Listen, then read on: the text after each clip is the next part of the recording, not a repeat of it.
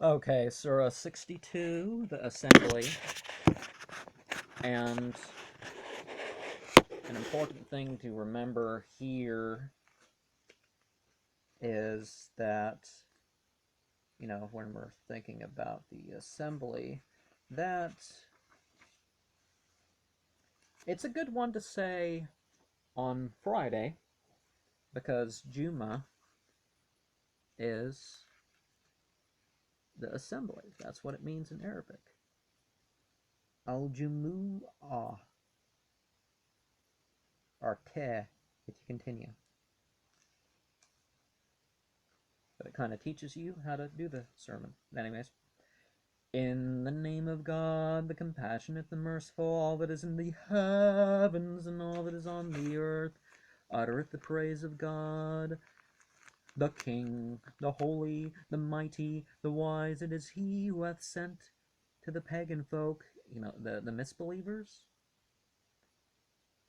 misassociators, yeah, an apostle from among themselves to rehearse his signs to them, and to purify them, and to impart to them a knowledge of the book and wisdom. For a time they were in manifest error.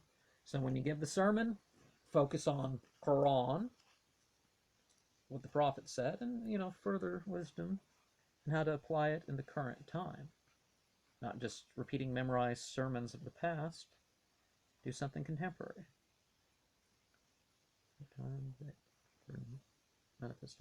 And others of them have not yet overtaken those who precede them in faith. He is the mighty, the wise. This is the goodness of God. He bestoweth on whom he will. God is of immense goodness. They on whom the burden of the law was laid, and would not bear it, are like an ass beneath a load of books.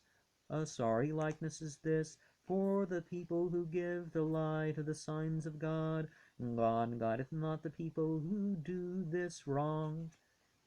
So, sort of to complete the sort of animal trinity that you don't want to be, of the swine and the non-human ape, is the donkey, the ignorance.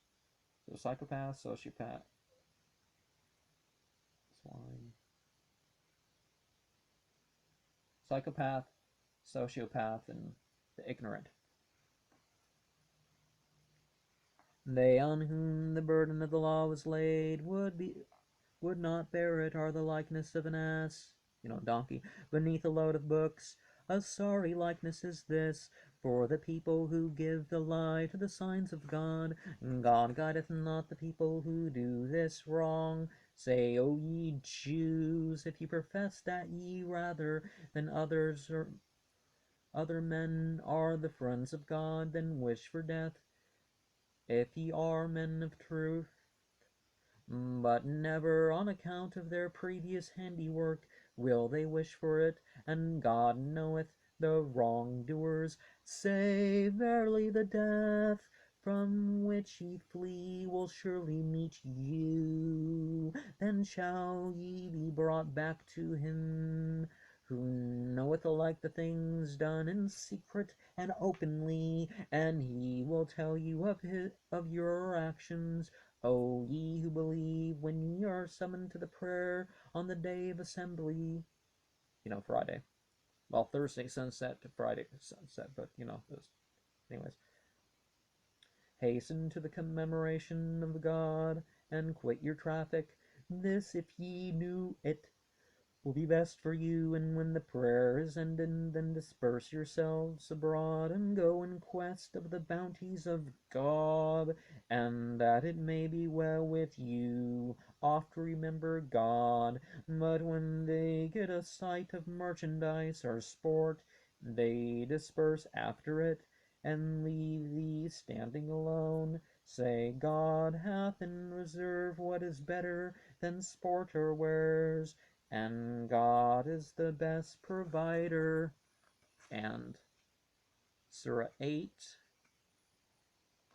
the spoils, and Muhammad, inshallah, I'll say later in the day.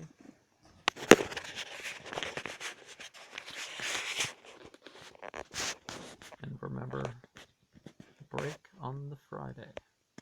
But an interesting thing that's different versus the biblical thing is that in the Bible, women aren't supposed to talk in a public gathering. They can't correct the prayer if it's wrong. They can't correct the saying if it's wrong. If somebody has their own personal opinion, be quiet about it. Don't say anything. Nobody, men or women, just be quiet and listen to the sermon. But if somebody, if the Quran says something against it, you can speak up. If you don't understand and you have a question, you can speak up. But yeah, in strict biblical thinking, a woman can't speak in the presence of non-male family members. Unless she's calling for help, then that's an exception.